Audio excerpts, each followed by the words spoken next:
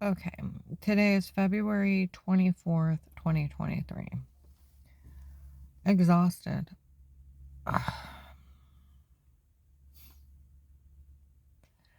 Yesterday, I went to work. I had laundry to do, and then I went and walked in Oscars Park. I went to get out, and some little kids and went, "No one's to say anything to Karen. She made fun of us for following." And I'm like, haha. How do you like it? Seriously. You need, yeah, I made fun of you. You don't have a brain cell in your head. Or your parents, and they should have raised you better not to make fun of victims. We're going to put it that way. Your parents should have raised you better. And I would have spanked my children for making fun of victims. There's a difference. You got to teach children that right from wrong. You don't make fun of people who've been raped, tortured, almost murdered. You don't make fun of victims.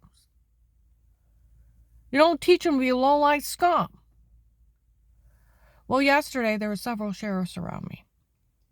Walking up, make sure you could see their guns and everything else. Okay?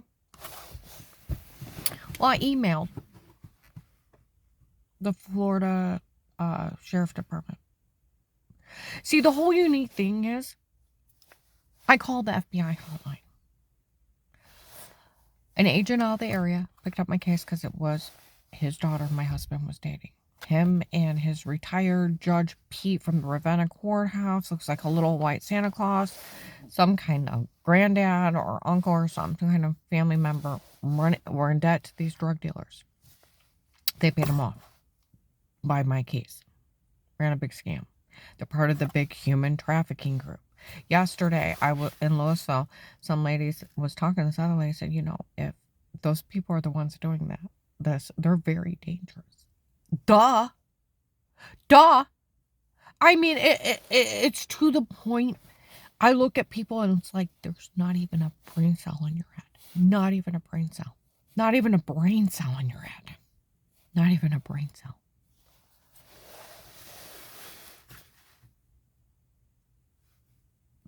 See, I called the hotline. Have an agent call you back. And I had been waking up before that with a cut on my leg. I got a scar from it. Dave tried to claim he got me with a toenail. It don't lay open as wide as a cigarette. I woke up with great big bruises everywhere. My family seen it. They knew I was almost passing out outside. Everybody thought I was bruising too early or too easy and bruising too easy and working too hard. And I worked too hard at Lennox, and I had little impact bruises, but not giant ones. I mean giant ones, this big, everywhere. Here they were beating me under amnesia drugs. Sick bastards. Stalking me, photoshopping shower scenes where they kicked in my door on the 6th day of being up there. And I was too stupid with the 4 attempts on my life before to realize it was Dave and his church. Unbelievable. I look back and it's like, how could you be that stupid? I do. I look at myself like, how could you be that stupid? Okay. And it breaks my heart because I loved him to death. And even my one ex-friend, she's like, I knew you loved him greatly. That's why you put up with his abuse so long. Those kind of men will kill you when they're done with you. It's nothing you did wrong. But they don't have human feelings. That's why they beat on you. Because they subhumanize.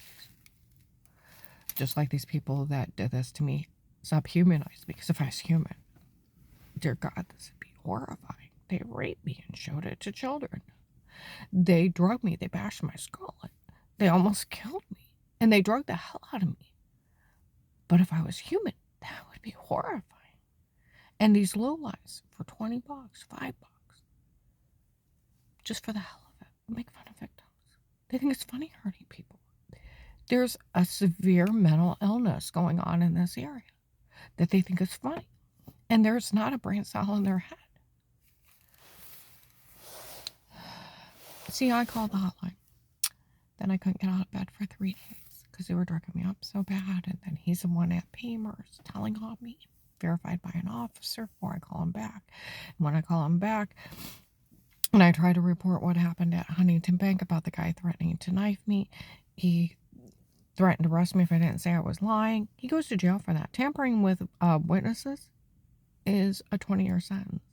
Badgering somebody, you have to take a victim, a witness, or an informant statement, if you believe them or not, and follow through. Okay? Is there a camera above where you're sitting? I don't know. Don't give a damn if there was or not. He still had to take my statement and follow through. You don't say you're lying, I'll put you in jail, and scream. He goes to jail for that. 10 to 20 years. They arrested him, right? It's coming down to this. Is there competency levels of people not doing their jobs? And that they need to be checked for even having levels of competency doing their job. Because they arrested him for it. Because the law states he goes to jail for bullying me. They arrested him, right? There's competency levels here. You either say you're lying or I'll put you in jail. Now, was there a camera? I don't know.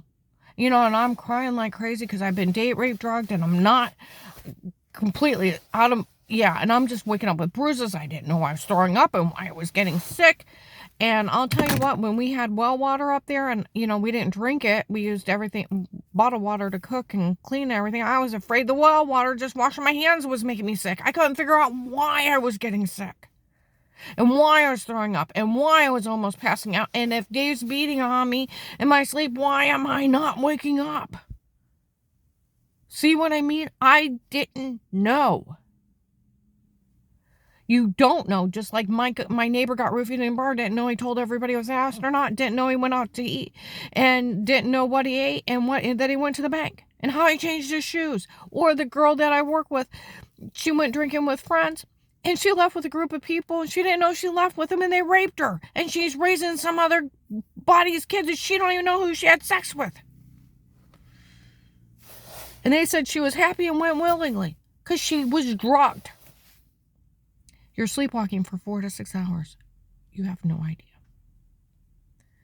That's how not funny this is. And it's not funny that they Photoshop shower scenes in the other room and their stocking tapes, and they admit it to it, and then they laugh at these people for falling for it and helping it out in this. And they mock them. Okay? So, I call that agent screaming at me, bullies me into a false statement. Either say it or I'll put you in jail. They arrested him, right? Huh? They arrested him for telling on me to pay my church, right? He listed me informant, opened the protected custody case. That's where all these officers work it. Had an officer talk to Dave, so it'd be legal home surveillance. Because police and agencies can only be in a home under a threat of life, and they have to speak to everyone before they start. It's a 4th Amendment. You also have a right to remain quiet, 5th Amendment, and a 6th to an attorney. You have a freedom of speech, too. The only ones that can tell you if you have to stay quiet during something is a sitting judge. And a sequestered juror, and I think a grand jury. Nothing else. Until the trial's over, and that's it. Because it even states the government would like to imply that we can't talk about things, but they can't. We have a freedom of speech. And for every constitutional right broke, it's 1 to 10. Conflict of interest, friends and family, 1 to 10. And then tampering with witnesses is 20 years and $250,000 fine. You arrested him. If you tell somebody, Alice, you're crazy and no one can help you. He's not a psychiatrist, and he couldn't even tell me. He wouldn't help me. Failure to protect is abuse and misconduct. See, they're just taking the law and just throwing it all around and then making up what they want. And people are going, oh, they can do it. No, they can't. You knew better than that. People who showed up, they can't do any of this. No, they can't. The only thing he did legal was open that case. That's where it's unique. He opened it. Officers in uniform. Are you interested in working Karen around the house? What's that? One of us have to watch her, listen to her every day. Our Karen's Will, FBI informant. People talk about it around me all the time. My one client, about a year ago, he's like, Karen, this is crazy. I'm like, who's crazy? He said, these people, they admit to drugging you and telling you to say stuff before, and they admit to raping you in front of people in stores. I'm like, stay out of it. I'll tell the police. Just like Mancan and Canton. Man 19. If you didn't hear John's kids right on the 3rd step up, Karen, Dave's girlfriend isn't Michelle, it's Michelle. Even Dixie knew who Michelle was, the young blonde girl. She knew about retired Judge Pete. She knew about all of them. All of them did. They're running this big scam, human trafficking people. With the Gentlemen's Club from Florida, they owed them money and used me as a pawn. Now I'm going to go ahead and upload this. I am very, very tired. Like the guy that I went out to eat with, you didn't know that. He said, you told me what happened to you. I know somebody who knows somebody who knows somebody who deals drugs. I went to him. Asked them if they knew what happened. They said, yes, that agent actually owed those drug dealers money. And he was willing to let them hurt you until he could come up with enough money to pay them off. And they all knew that you didn't know what he was doing. Well, how would I? I'm just a pawn. That's getting the hell out of and being hurt and not knowing what's going on. Would you think like to be me? Huh? And here they've been doing it all summer long, trying to set up for this big scam, scare me into calling the FBI, him telling on me, and then bullying me into the false statement, and then make up this weird scenario. You know, no sitting judge would sign that because they sign their own arrest warrant. The only thing that they can sign, and I Googled it, for you witnessing in a government case, that the $5,000 a month diplomatic immunity, living expenses, and housing, and that's it. So the remaining, you can't ask somebody to stay quiet. I've even talked to other people that worked in law departments, and they said you can't. They can't even ask you to stay quiet. It's freedom of speech. You can tell anybody you want. Most people in the witness protection program stay in contact with their family or friends. This whole thing's a scam. And no sitting judge would ever take somebody's freedom of speech away because that would cost them 1 to 10 years. They can only sign the regular $5,000 diplomatic immunity, living expenses, housing expenses for your witness in a case. That's it. Stop being stupid, people. It's the biggest scam in the world for them to human traffic. They've took my house manager's niece, Marlisa. Well, these people run around making fun of me. Another girl that was helping follow around with her selling the login. They stole her at the ATM in Canton. Another girl where they kept saying they want me blonde, 5'3", 135. A special outfit. They stole a 15-year-old with that description. Special order. Florida is blowing the hell out of the same case. Down there, prostitution rings human trafficking.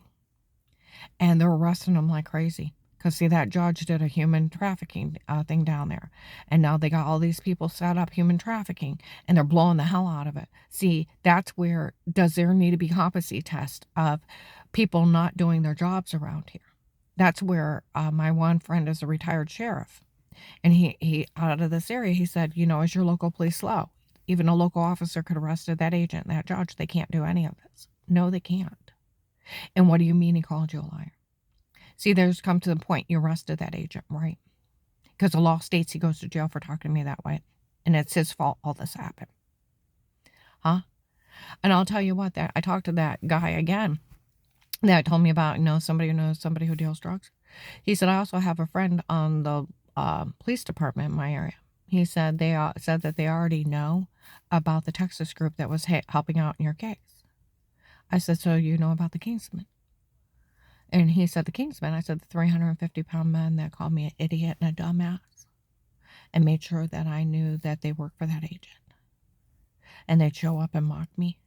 Huge sumo wrestler like men. Well, you know, this one guy kept coming in to this bank I was working at, act like he was a friend and talking about God and religion. My mother had to have emergency surgery. Okay. And he came in, what's wrong? I was like, I don't know if my mom's going to make it or not. He's like, do you want someone to talk to? I said, yeah, actually. So I met him after work. I drove myself and we just sat down to eat. And he insulted me several times and I left. And I told him off. And he apologized. And I found out my attorney didn't file the paperwork. And I started crying. He's like, you know what? He said, meet me at Wendy's. I went to Wendy's. He said, let's just go down the park and sit on a bench and we'll talk. Went down there. There's a group of men running around, yelling, none of this. Okay. And I thought, great. And there's one of those race cars there. There's an old guy sitting behind me mocking me. Cute little teenage kid comes in and have a Bible study in the middle of all that chaos. And there's apostolic people walking around and their kids are running down looking at me. And you talk about a setup. I'm so pissed. And then he's like, you know, I'm a Kingsman. I said, What is a Kingsman? A religious group out of Texas. He was from Florida. And I'm like, oh my God. So he walks me the car. Now I already told him I wasn't interested in it. Oh, I've had hot friends before. So right before I get in my car, he gives me a hug and a peck. And I'm like, ew. I said, I told you I'm not interested in a loving relationship with you. My ex-husband beat me. Oh, I've had hot friends before. And the next day he told me he didn't want to talk to me again. It was a setup. A complete setup. If they were going to hurt my pride, and that's the only thing they did was hurt my pride, they could at least got a hot guy. Seriously, could at least got a hot guy to hurt my pride.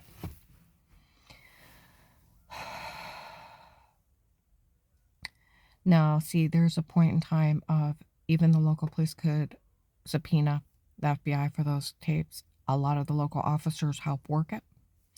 Are you interested in working here around the house? What's that? One of us have to watch her or listen to her every day.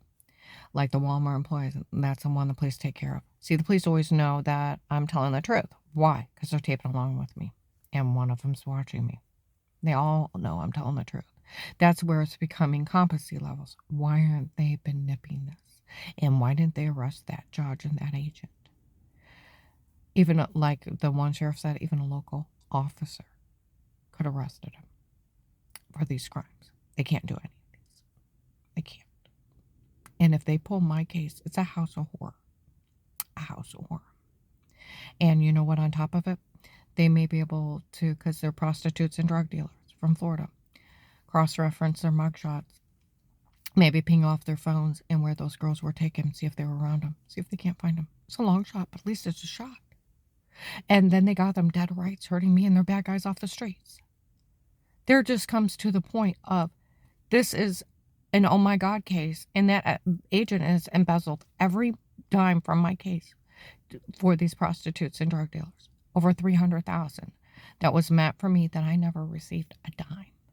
And I looked it up. It is only the victims and the person in the witness protection program decision if they get out. Nobody else's. And they can 70-80% stay in it for life. So they got the money, the diplomatic immunity, so they can't come back out on them and try something for telling on them. And then the living expenses, housing, and home police surveillance. See, that's why when I go into places, informants, and a place will refer to me as informant. Oh, I worked at Berry Cheese in 19 and 20, and there were some of the bad guys in there too. And they walked out and said stuff to me. Okay? And the officer that went to Dave was in the back of CSE Bank. In 19 and 20, Lamar Sharp, Amar, Michael Broswell, and the other Michael that worked as security at CNM, they walked out when Gabe got a wreck, my grandson. And said, oh my goodness, Gabe got in a wreck. We got to go check on him. I thought, go. But they were also the ones at Liberty House Share in front of the North Canton Jackson police. The worst thing you ever did wrong, honey, is bend over and properly. We can wipe that one out. I was found innocent of everything in 18. So I'm going to go ahead and upload this. They were also at Rapika's office. They've all seen them. See, that agent actually opened a case. And some of the Canton police inside Walmart security works it too. And Maslin Police, the drug and gang unit, help watch me while I'm in town. And nobody can tell anybody not to believe somebody and not to help them. Because, like the Tuscarora sheriff said, you go to jail for that. It's a 20-year sentence. And then there becomes competency levels of people doing their jobs. And I don't think police get paid enough. I really don't. They lay their lives down to protect everyone. And I don't know what the hell's going on with this case, but people do need to do their job.